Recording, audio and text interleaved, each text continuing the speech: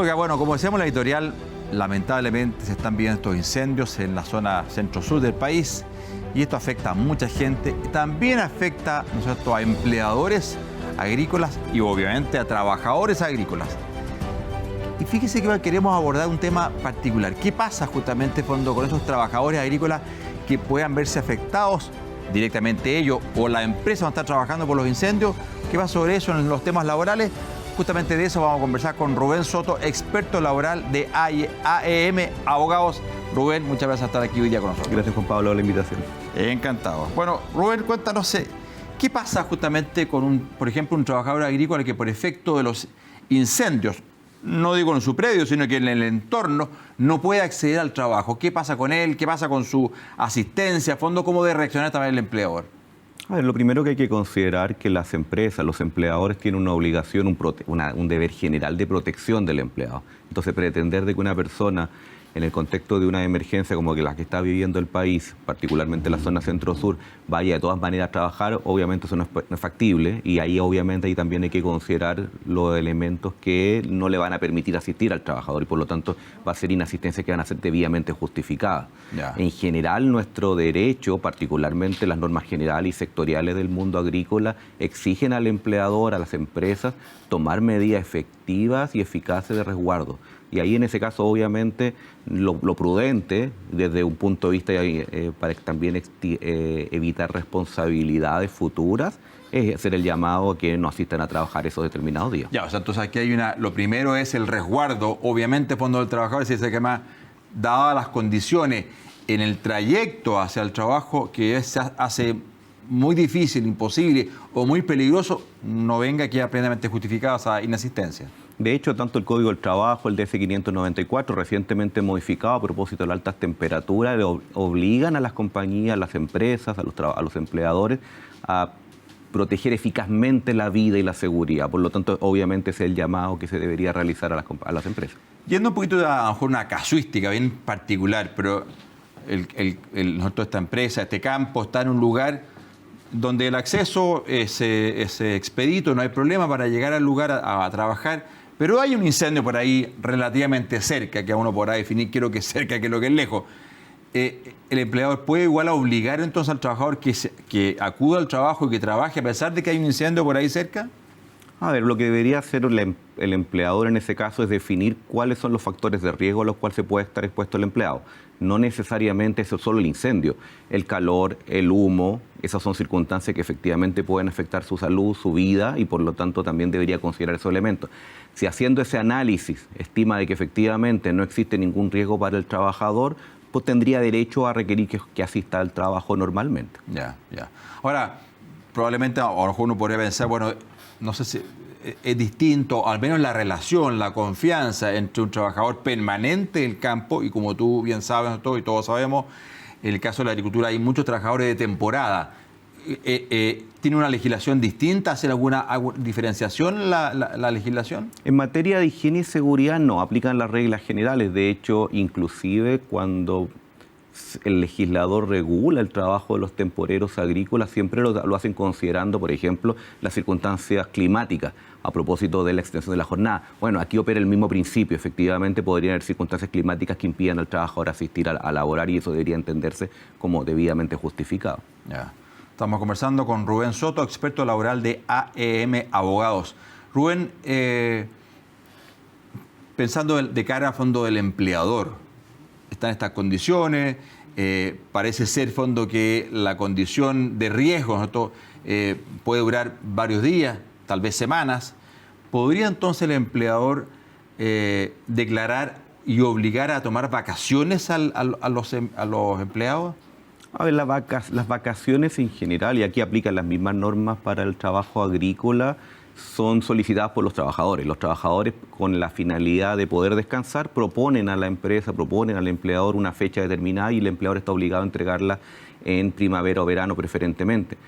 Pues bien, acá operaría exactamente lo contrario, por lo tanto no sería una posibilidad dentro del marco de la ley. Lo que sí contempla la legislación chilena es la posibilidad del feriado colectivo, es decir, que la empresa, el predio, decidiera en este caso cerrar completamente y a todos los trabajadores del predio, de la labor que están desarrollando, de la sección, habla la norma también de la faena, podría entender lo que se llama feriado colectivo. Ya. Pero no es en forma individual, no podría crear grupos de trabajo. A unos y otros no. Exacto. Ya, pero entonces, fondo, podría acudir el empleador y decir, sabe que me da mire, dadas todas las condiciones que hay, que nos circundan, los riesgos implícitos que afectan al predio, afectan al empleador y afectan a los empleados, vamos a cerrar y vamos a declarar vacaciones colectivas. Sí, eso es posible. Eso es posible. Ya, buen interesante punto, fondo, a analizar, fondo, en los casos que corresponda.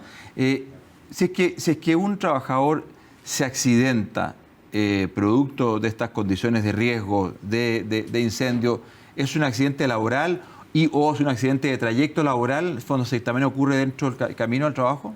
A ver, hay que distinguir de un punto de vista de protección del seguro accidente del trabajo. Sí, probablemente va a ser calificado como un accidente del trabajo o un accidente de trayecto, según el lugar donde ocurra, pero otra cosa es cuánto es responsabilidad de la empresa, cuánto puede ser de algún minuto tener algún grado de obligación futura el día de mañana, algún tipo de indemnización. Entonces ahí hay que distinguir que va a estar cubierto efectivamente por el sistema, sí, pero no va a haber una responsabilidad de la empresa si efectivamente se tomaron todas las medidas de resguardo. Por ejemplo, y ahí estaba la recomendación inicial, no exigir a las personas que vayan a trabajar en este tipo de condiciones porque son inseguras. Me olvidé preguntarte, Rubén, creo que es importante precisarlo. Dadas esas condiciones de riesgo o de imposibilidad de acceder, fondo, al lugar de trabajo, está plenamente justificada la inasistencia. ¿El empleador debe pagar igual ese día? Mira, ahí los abogados que normalmente tenemos representación de empresa, tenemos un punto con la dirección del trabajo. Uno debería entender que son labores a las cuales el empleado no asiste a trabajar y por lo tanto no se genera el correlativo derecho al pago, porque el sueldo es justamente la contraprestación del trabajo realizado. La dirección del trabajo ha entendido que este es un caso fortuito, que no le es imputable al empleado, no es una inasistencia injustificada y por eso ha entendido de que así sí debería pagarse efectivamente, porque no es el empleado el que no quiso trabajar, no es el empleado que no quiso asistir, sino que no podía asistir y estaba imposibilitado de aquello y de ese minuto asume que el riesgo de un punto de vista en cuanto a negocio siempre le corresponde a la empresa. Ahí tenemos algunas disputas justamente con la historia de cómo entenderlo, pero lo asentado efectivamente es que sí debería pagarlo para evitarse algún tipo de contingencia, multa o el día de mañana inclusive una demanda. Perfecto.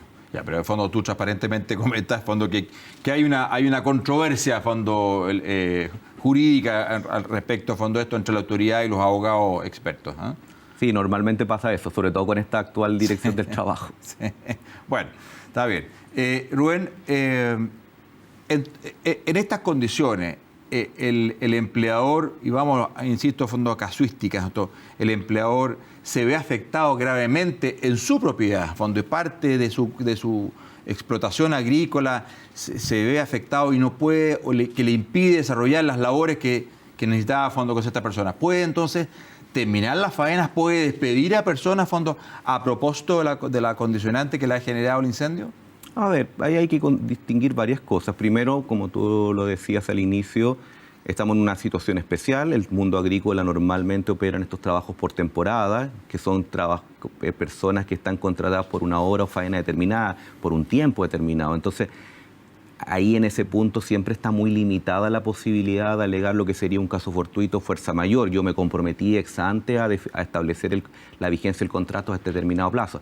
La causal en general existe, se puede argumentar, pero nos pasó, por ejemplo, con los terremotos que han habido, con otros incendios donde han sido muy restrictivas la forma como se ha interpretado. El caso fortuito, fuerza mayor, tiene que ser tal que impida efectivamente desarrollar las labores que la empresa no pueda poder seguir prestando el servicio. Y en ese caso muchas veces lo que hacen, por ejemplo, los tribunales o la misma dirección del trabajo es considerar a nivel nacional si existirían otras labores, otras faenas, otros predios, por ejemplo, no afectados. Entonces terminan limitando excesivamente la causal de terminación de contrato de trabajo por obra o faena. Entonces sí, está bastante limitado, aun cuando existe, hay que ser muy cautos si efectivamente estamos pensando en un pequeño agricultor que tiene solamente un predio, que está totalmente afectado, con mayor razón quemado, pero por lo menos que tiene alguna imposibilidad absoluta de asistir, podría haber algún fundamento para sostener la causal de terminación por fuerza mayor o caso fortuito. Pero claro, grandes empresarios probablemente que tienen otras faenas les va a ser más difícil sostener esa causal a nivel de tribunales. Ya, pero en el fondo, o sea, hay que ir al caso específico, porque en el fondo, si en realidad yo tengo contratado personas en un packing, ¿no es cierto?, que están trabajando en ese packing y se quemó el packing, bueno, no, la verdad que no hay nada más que hacer, fondo, que si no están las condiciones, la infraestructura para poder llevar adelante la labor. Pareciera ser, en fondo, un dato que uno podría esgrimir para este efecto, ¿no? Por supuesto, eso justamente hay que analizar caso a caso, ver qué otras labores habría, si hay efectivamente otra función que puede desarrollar, otra faena, otra sección en la cual de la empresa pudieran justificar. Esos son los elementos que la Dirección del Trabajo, luego los tribunales consideran cuando esto se judicializa, cuando la gente reclama, cuando se ejerce este tipo de decisiones. ¿Qué pasa cuando, y es muy común a nivel rural, fondo, es que las personas son, y bienvenidos, ¿cierto?, voluntarios de bomberos? Y a propósito de esto, entonces, cuando tienen que acudir a las faenas de control de los incendios, ¿qué pasa con ese trabajador que dice, oiga, me sabe que me ha empleado, yo soy voluntario bombero y la verdad es que me voy a tener que ausentar 10 días, 5 días para ejercer mi labor voluntaria de bombero? ¿Qué pasa con esa relación laboral? ¿Qué pasa con los días? ¿Qué pasa con el pago? ¿Qué pasa con esa relación?